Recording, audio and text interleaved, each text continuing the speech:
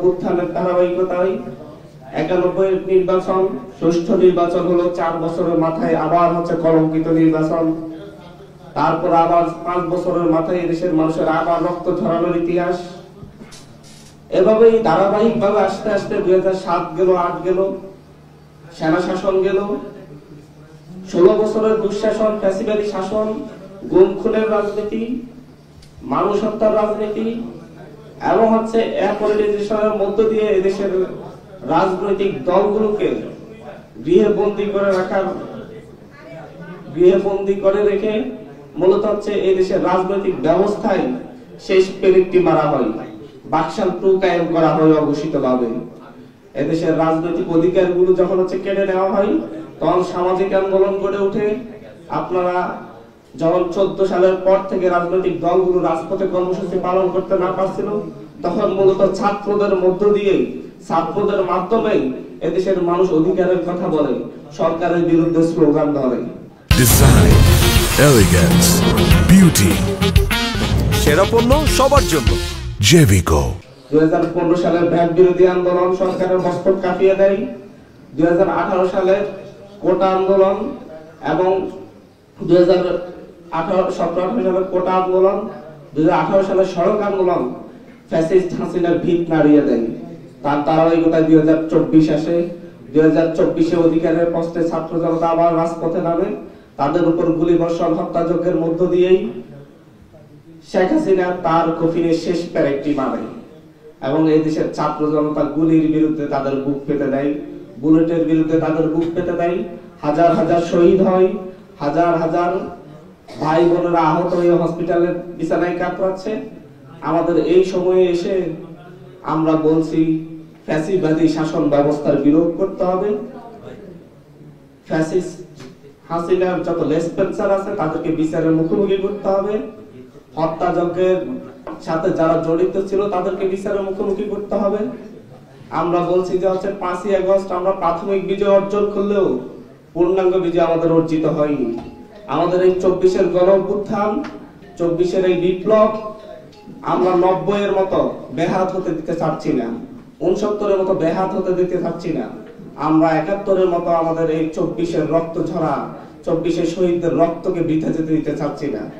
আমরা মনে করি আমাদের এই 24-এর রক্ত ঝরানোর মধ্য দিয়েই, শহীদদের রক্তের বিনিময়ে নতুন বাংলাদেশ পুনর্গঠিত হতে হবে এবং এটাই হবে বাংলাদেশের ইতিহাসের সর্বশেষ অধিকারের জন্য তাদের রক্ত ঝরানো দেশের মানুষের।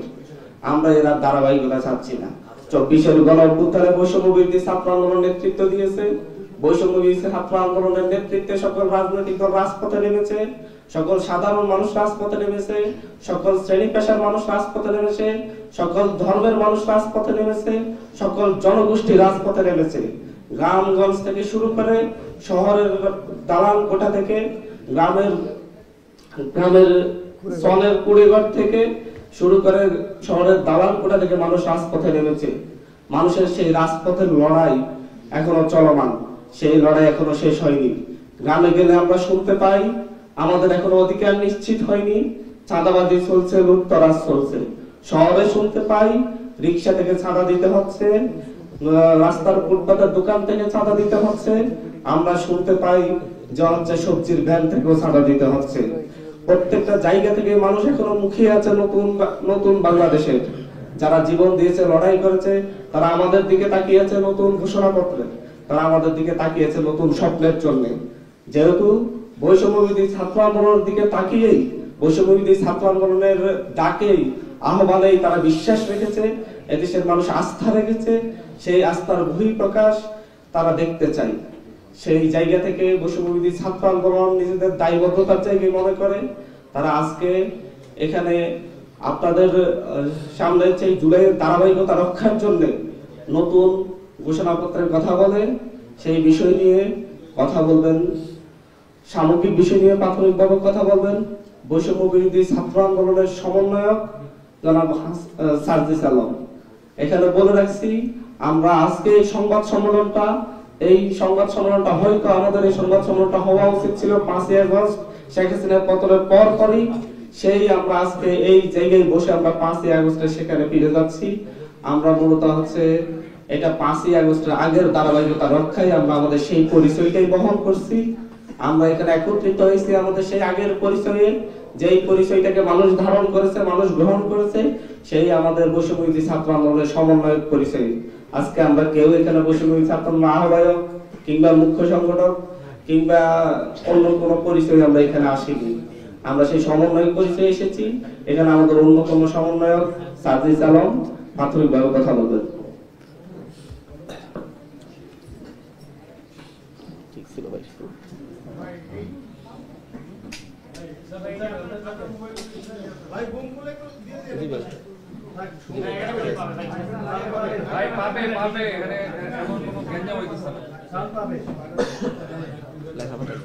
বৈষম্য বিরোধী ছাত্র আন্দোলনের অন্যতম সমন্বয়ক আব্দুল হান্নান মাসুদ। আমাদের এই জুলাই অভ্যুত্থানের প্রেক্ষাপট, বাংলাদেশে কিংবা এই বাংলা জনপদের পূর্বের যে ইতিহাস, সেই ইতিহাস প্রেক্ষাপটগুলো আমাদের সামনে তুলে ধরেছেন। আমরা জাস্ট আমাদের জায়গা থেকে যে জিনিসটা মনে করি যে এই 24-এর অভ্যুত্থান হওয়ার পিছনে যে কারণগুলো ছিল, যে প্রেক্ষাপটগুলো ছিল, এই প্রেক্ষাপট 16 বছরে তৈরি হয়নি। এই প্রেক্ষাপট 53-54 বছরের প্রেক্ষাপট, এই প্রেক্ষাপট 250 বছরের প্রেক্ষাপট। আমরা আমাদের জায়গা থেকে মনে করি যে বিগত 16 বছরে এই প্রেক্ষাপট তার সকল মাত্রা অতিক্রম করেছিল এবং নির্যাতন, নিপীড়ন, অন্যায়, জুলুম, ক্ষমতার অপব্যবহার, সিন্ডিকেট, চাঁদাবাজি, মানুষকে জিম্মি করা, খুন, হত্যা, সকল কিছু এই বিগত 16 বছরে মানুষের যে ধৈর্যের বাঁধ, সেই বাঁধ ভেঙে দিয়েছিল। এবং সবশেষে আসলে এই 16 বছর এর নির্যাতন, নিপীড়ন শেষে এই 24-এর অভ্যুত্থানে, এই 24-এর কোটা সংস্কার আন্দোলন একটি যৌক্তিক আন্দোলন, একটি ছাত্রদের আন্দোলন দিয়ে শুরু হলো, এটি 5 আগস্টে গিয়ে শেষ হয় একটি বিপ্লবে। আমরা সেই জায়গা থেকে আসলে আমরা মনে করি যে আমাদের বিপ্লবের যে প্রথম যে ধাপ, একটি ধাপ মাত্র আমরা অতিক্রম করেছি এবং আমাদের এই জুলাই বিপ্লবের যে ঘোষণাপত্র, সেটি আমরা আমাদের জায়গা থেকে মনে করি অবশ্যই ঘোষণা করা আরো আগে প্রয়োজন ছিল। কিন্তু আমাদের জায়গা থেকে আমরা দেখেছি যে 2024-এর এই যে পুরো বাংলাদেশ রাষ্ট্রটির বিভিন্ন সিস্টেম, এই করাপ্টেড সিস্টেমগুলোকে একটি স্থিতিশীল অবস্থায় নিয়ে এসে সেখান থেকে কিছু করা, এটা একটা সময় সাপেক্ষ ব্যাপার হয়ে দাঁড়িয়েছে। কারণ সকলের যে সহযোগিতার প্রয়োজন ছিল একটি সিস্টেমকে সুন্দরভাবে সামনের দিকে এগিয়ে নিয়ে যাওয়ার জন্য, সেই সহযোগিতা এই রাষ্ট্র এই মুহূর্তে এই সিস্টেমের সকলের কাছে থেকে, সম্পৃক্ত যারা রয়েছেন তাদের কাছে থেকে প্রত্যাশা অনুযায়ী পায় না।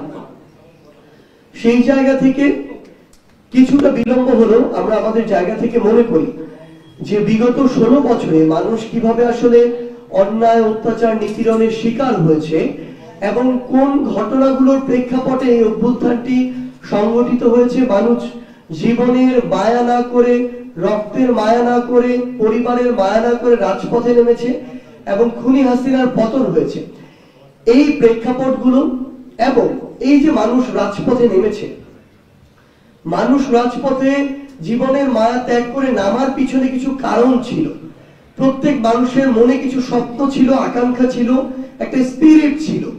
এই স্পিরিট গুলো কি ছিল এবং সামগ্রিকভাবে এই যে আমাদের জুলাই বিপ্লব, এই বিপ্লব থেকে আগামীতে বাংলাদেশের মানুষ যারা এই অভ্যুত্থানের সাথে সম্পৃক্ত ছিল, যারা ফ্যাসিস্ট বিরোধী আন্দোলনে প্রত্যক্ষ এবং পরোক্ষভাবে অংশগ্রহণ করেছিল, তাদের প্রত্যাশা কি, আশা, আকাঙ্ক্ষা কি।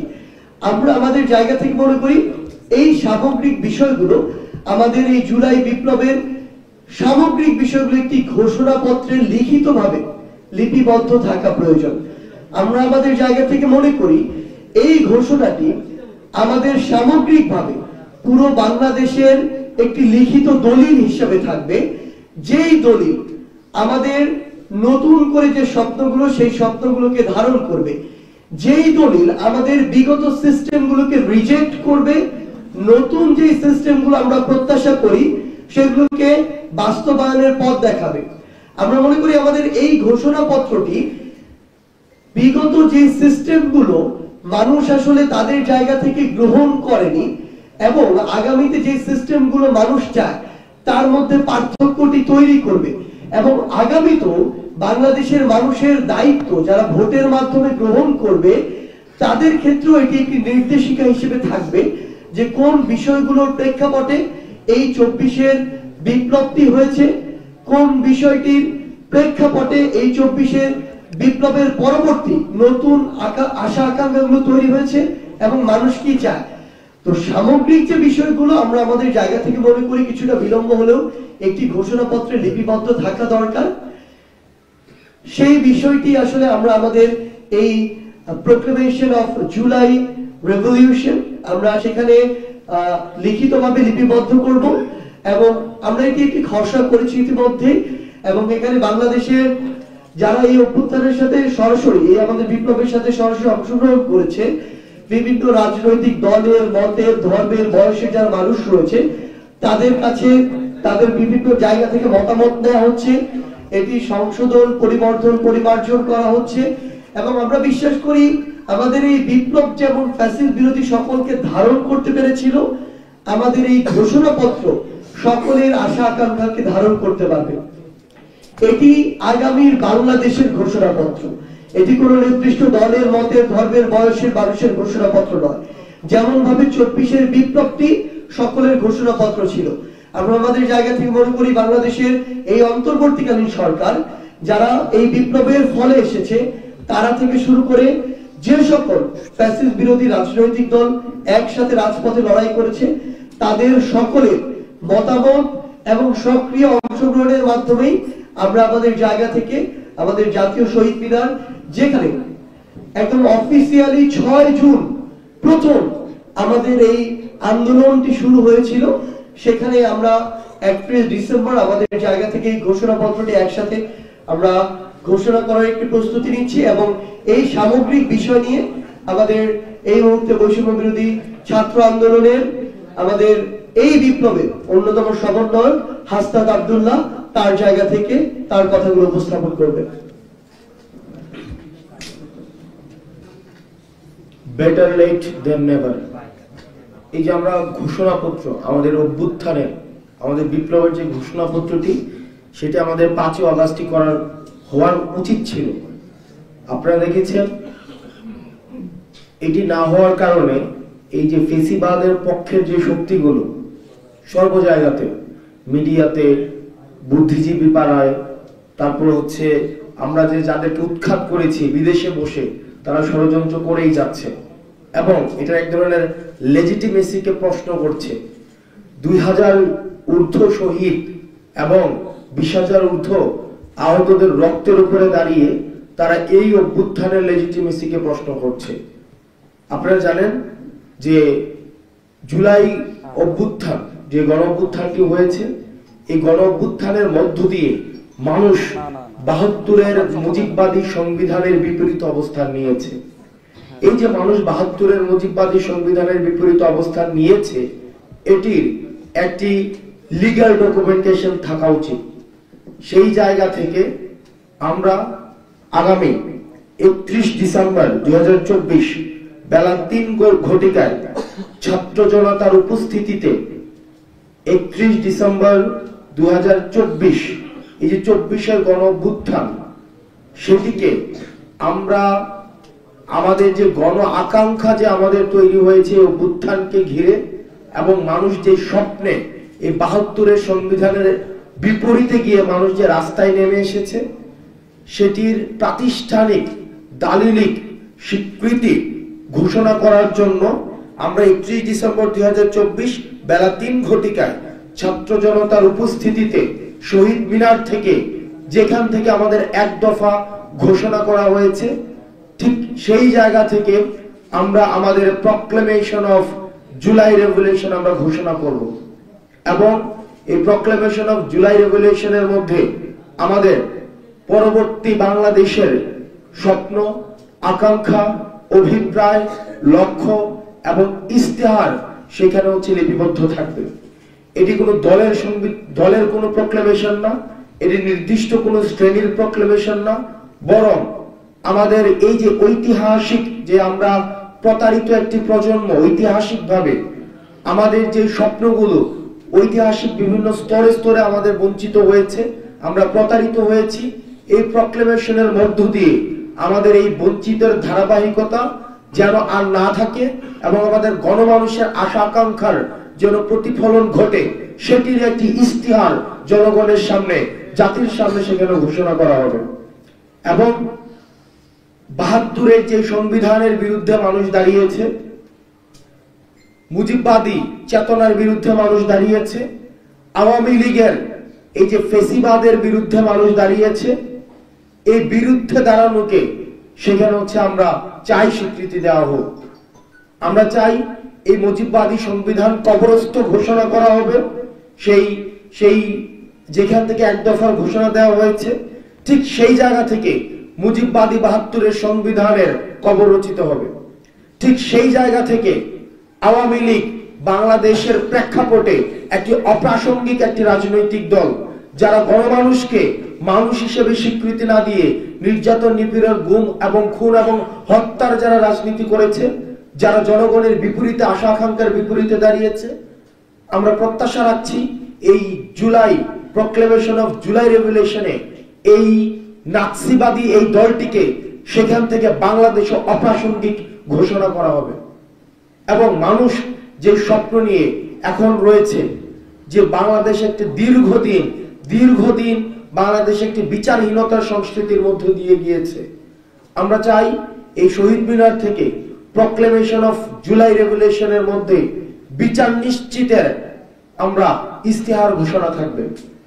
বাংলাদেশের প্রত্যেকটি প্রান্তিক জনপদ থেকে একদম শহর পর্যন্ত যারা ৫ই আগস্টে পূর্বে এবং ৫ই আগস্ট পর্যন্ত এবং পরবর্তী সময়ে আপনারা বাংলাদেশকে গঠন করার জন্য, বিনির্মাণের জন্য রাস্তায় নেমে এসেছিলেন, ঠিক একইভাবে আমাদের ৩১শে ডিসেম্বর আমরা শহীদ মিনার প্রাঙ্গণে আমরা সবাই আবার মিলিত হব এবং আমরা আমাদের পরবর্তী বাংলাদেশ বিনির্মাণের যে আকাঙ্ক্ষা, সেই আকাঙ্ক্ষা আমরা একসাথে ঘোষণা করব।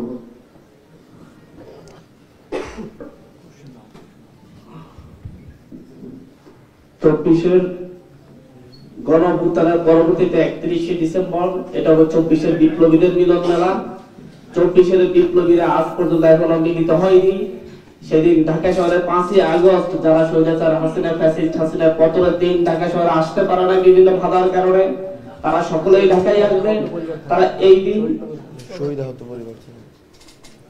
তারা সেদিন সেখানে দাঁড়িয়ে আওয়ামী লীগ, ফ্যাসিস্ট হাসিনাকে এবং তার নেতৃত্বকে যেভাবে এখান থেকে তারা নিষিদ্ধ ঘোষিত করছে, সেখানে এসে তারা আওয়ামী লীগকে অপ্রাসঙ্গিক ঘোষণা করবে বাংলাদেশের মাটি থেকে। এখানে শহীদরা আসবে, শহীদ পরিবারের লোকজন আসবে, আহতরা আসবে। আহতরা তাদের আকাঙ্ক্ষার কথা বলবে, তারা কেন তাদের হাতের বিনিময়ে অর্জিত এই গণ অভ্যুত্থান, তাদের চোখের বিনিময়ে অর্জিত এই গণ অভ্যুত্থান, তাদের পায়ের বিনিময়ে অর্জিত এই গণ অভ্যুত্থানে তাদের আকাঙ্ক্ষার কথা বলবে। তারা বলবে তারা কেমন বাংলাদেশ দেখতে চাচ্ছে। আমরা আজকে এই পর্যায়ে এসে আজকে এখানে কথা বলতে হচ্ছে, কারণ হচ্ছে আমাদের সেই ফ্যাসিস্ট লেসপেন্সার গুলো এখনো ষড়যন্ত্রে লিপ্ত। তারা আমাদের সচিবালয়ে আগুন লাগাচ্ছে, তারা সচিবালয়ে আগুন দিয়ে বলতে আমাদের রাষ্ট্রকে প্রশ্নবিদ্ধ করেছে, আমাদের গণ অভ্যুত্থানকে প্রশ্নবিদ্ধ করছে। আমরা তাদের চোখে চোখ রেখে সেদিন আমরা তাদের বিরুদ্ধে আমাদের প্রকাশ্যে যুদ্ধ ঘোষণা করব। সেদিন সকলেই আসবে। আপনাদের পক্ষ থেকে কোনো কোশ্চেন থাকলে বলতে পারেন, জিজ্ঞাসা করতে পারেন। শেষ লাইনে একটা কথাই বলবো, এখানে চা শ্রমিক আসবে, রিক্সা শ্রমিক আসবে, কৃষক আসবে, এই দেশের খেটে খাওয়া মজুররা আসবে, সেখান থেকে শুরু করে রেমিটেন্স যোদ্ধারা আসবে, প্রবাসীরা আসবে, যারা এই জুলাই অভ্যুত্থানকে ধারণ করছে। জুলাই অভ্যুত্থানকে ধারণ করা প্রতিটি ব্যবসায়ী আসবে, প্রতিটি আমলা আসবে, প্রতিটি উপদেষ্টা আসবে। এই গণ অভ্যুত্থানের জুলাই বিপ্লবকে যারাই ধারণ করে তারাই সেদিন সেই সংস্কৃতি কর্মীরা থেকে শুরু করে সকল রাজনৈতিক নেতৃবৃন্দ যারা ২৪-এর গণ অভ্যুত্থানকে ধারণ করেছে, ২৪-এর গণ অভ্যুত্থানের রাস্তায় নেমেছে, তারা এই প্রক্লেমেশনের অংশীদার হবে। সকলেই সেদিন শহীদ মিনারে এসে মিলিত হবে, সকল দিক থেকে জনস্রোত নামবে। আপনাদের কাছে প্রশ্ন থাকলে প্রশ্ন জিজ্ঞাসা করুন। ব্যানারের সামনে কেউ আসেনি, ব্যানারের পিছনে বিভিন্ন রাজনৈতিক সেলিব্রেশন মানুষ জড়ো হয়েছে। আগামী ৩০ তারিখে আপনারা ব্যানার সহকারে বিভিন্ন রাজনৈতিক দল আসবে না, ব্যানার ছাড়াই এটা ব্যানার ছাড়া সার্বজনীন বৈষম্যবিরোধী ছাত্র আন্দোলনের আমরা এই পুরো আন্দোলনে হচ্ছে যে মানুষের যেই দাবিগুলোকে, মানুষের যে দফাগুলোকে আগে মানুষের মধ্যে এগুলো হচ্ছে এসছে, আমরা সেগুলোকে ভাষা দিয়েছি। এই যে প্রক্লেমেশন অফ জুলাই রেভলিউশন, এই আকাঙ্ক্ষাটি হচ্ছে মানুষের আকাঙ্ক্ষা, জনমানুষের আকাঙ্ক্ষা, জনমানুষ থেকে এসছে, সেটিকে আমরা বাস্তবায়ন করব। কোনো ব্যানারের নেতৃত্ব নয়, বৈষম্য বিরোধী ছাত্র আন্দোলনে যেখানে এটি সার্বজনীন একটি প্ল্যাটফর্ম, এখানে সব ধরনের রাজনৈতিক দল, নানা মত এবং নানা পথের মানুষ যারা ফেসিবাদ বিরোধী শক্তি, এই ফেসিবাদ বিরোধী শক্তিগুলোর প্ল্যাটফর্ম হচ্ছে বৈষম্য বিরোধী ছাত্র আন্দোলন। এই বৈষম্য বিরোধী ছাত্র আন্দোলনে যেভাবে আমরা 5ই আগস্ট বাংলাদেশের নানা মত এবং নানা পথের মানুষ এসছে, ঠিক একইভাবে 31 ডিসেম্বর সেভাবেই আসবে। আমরা একটা বিষয় হচ্ছে সেকেন্ড রিপাবলিকের বিষয় আমরা স্পেনে দেখেছি, আমরা আমি জানতে চাইছি সেকেন্ড রিপাবলিকের বিষয়টাকে আপনারা সেখানে উপস্থাপন করবেন কিনা, এবং দ্বিতীয় যে প্রসঙ্গটা আমি সংযুক্ত করবো সেটা হচ্ছে মুজিববাদের যে প্রসঙ্গ।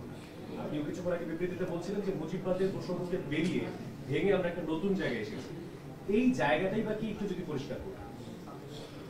দেখেন, মুজিববাদী যে সংবিধান, ৭২-এর যে সংবিধান রয়েছে, যে একদলীয় এক ধরনের, পরবর্তীতে আমরা দেখেছি এই সংবিধানের মধ্য দিয়ে একদলীয় এক শাসন ব্যবস্থা কায়েম করা হয়েছে, বাকশালী শাসন ব্যবস্থা।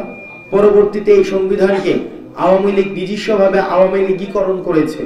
আমরা মুক্তিযুদ্ধের যেই স্পিরিট গুলো ছিল এবং ৭২-এর সংবিধানে যেই ধরনের যেখানে মূলনীতিগুলো যুক্ত করা হয়েছে, এটা একটা হচ্ছে আধিপত্যবাদের ইনস্টলমেন্ট, একটি ভারতীয় আগ্রাসনের ইনস্টলমেন্ট হয়েছে সেখানে, এবং সেটির ধারাবাহিকতা আমরা দেখেছি আওয়ামী লীগের গত এই যে 16 বছরে এটা নিজস্ব ভাবে নির্বাচন প্রণয়ন করা, নিজস্ব ভাবে শাসন ব্যবস্থা কায়েম করা, সেখানে জনগণের আশা আকাঙ্ক্ষার প্রতিফলন ঘটেনি। এই যে এগুলোর বিপক্ষে গিয়েই কিন্তু হচ্ছে গণ অভ্যুত্থানটি হয়েছে। আমরা এই গণ অভ্যুত্থানে এই মানুষের যেই আমরা যে বলছি এগুলোর বিপক্ষে গিয়ে সেখানে আমরা স্পষ্ট করব আমাদের এই প্রক্লেমেশন অফ জুলাই রেভলিউশনে যে বেসিক্যালি এই মুজিববাদী সংবিধানটা কিভাবে মানুষের গণমানুষের আকাঙ্ক্ষাকে বিনষ্ট করেছে এবং ঠিক কিভাবে এটার আমরা রিপ্লেসমেন্ট করতে চাই, সেটিরই হচ্ছে বই প্রকাশ হবে, সেটিরই হচ্ছে ঘোষণা হবে প্রক্লেমেশন অফ জুলাই রেভলিউশনের মধ্যে।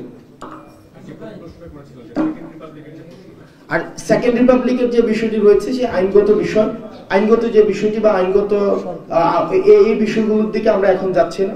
আমরা হচ্ছে এখানে জুলাই রেভলিউশনটা যেটা যেই স্পিরিটের আলোকে হয়েছে সেটিরই প্রতিফলন ঘটবে এই প্রক্লেমেশনটার মধ্যে। এই সেকেন্ড রিপাবলিকের বিষয়ে আমরা যাচ্ছি না। আমরা এখানে বলছি না যে হচ্ছে আমরা পুরোপুরি যাচ্ছি না, আমরা এখানে বৈষম্য বিরোধী ছাত্র আন্দোলনের পক্ষ থেকে জুলাই প্রক্লেমেশন আমরা ঘোষণা করব, সেটা সংবিধানে অ্যাড করে সেকেন্ড রিপাবলিক করার দায়িত্ব সেটা সরকার নেবে। সরকার কি করবে সেটা সরকারের দায়িত্ব। আমরা আমাদের জায়গা থেকে যে শ্রমিকরা, যে কৃষকরা, যে খেটে খাওয়া মজুররা এখানে জীবন দিয়েছে, যে ছাত্ররা জীবন দিয়েছে, যে এই সকল রাজনৈতিক দলের কর্মীরা জীবন দিয়েছে, তাদের প্রত্যেকে সেই রক্তের মূল্য দিতে চাচ্ছি।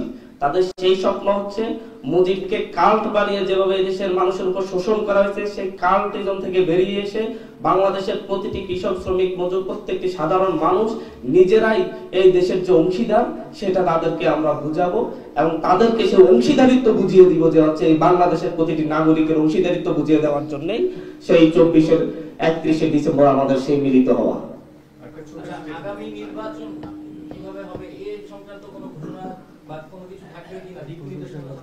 প্রক্লেমেশন যেটা ঘোষণা করা হবে সেখানে হচ্ছে আমরা একটা জিনিস বলি, সেটা হচ্ছে যে ইতিমধ্যে কিন্তু ড্রাফট বিভিন্ন রাজনৈতিক দলের কাছে পাঠানো হয়েছে। বিভিন্ন রাজনৈতিক নেতৃবৃন্দ যারা হচ্ছে এই জুলাই অভ্যুত্থানে যাদের অংশগ্রহণ ছিল, এটা তো হচ্ছে আপামর সবার হচ্ছে অংশগ্রহণ ছিল, তো সেই জায়গা থেকে পাঠানো হয়েছে। তারা তাদের মতামত যদি কোনো জায়গায় মনে করছে সেখানে এটাকে এডিট করা প্রয়োজন, মতামত দেওয়ার প্রয়োজন, সেগুলো দিচ্ছে। আপনারা জুলাই রেভলিউশনের যখন প্রক্লেমেশনটা হবে সেই প্রক্লেমেশনের মধ্যেই দেখবেন যে আমরা সেখানে হচ্ছে ব্যাপারটা হচ্ছে ঘোষণা করা হবে যে আগামী নির্বাচন নিয়ে কিছু থাকছে কিনা, বা আগামী নির্বাচনটা হচ্ছে কি আমাদের থেকে দীর্ঘদিন তো আমাদের ভোটাধিকারই ছিল না।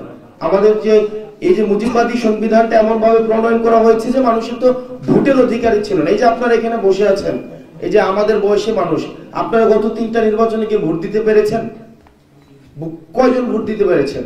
এখন এই যে আপনারা সাংবাদিকরা এখন বলছেন যে 3টা ইলেকশন অবৈধ হয়েছে, কেউ কেউ বলছে খুব মিনমিন ভাবে, একদম স্পষ্ট ভাবে বলছে না, খুবই বলে যেন গলার টোন কিছুটা ভিতরে রেখে রেখে বলে। বলেন তো গত 3টা ইলেকশনে এখানে কয়জন ভোট দিয়েছে? 2-4 জনও দেয় নাই। যে 2-4 জন দিয়েছে তারা আবার একটা দেয় নাই, তারা আবার অন্তত 25-30টা করে দিয়েছে, মানে যে 2-4 জন দিয়েছে। আর যারা দেয় নাই একবার এই দেয় নাই।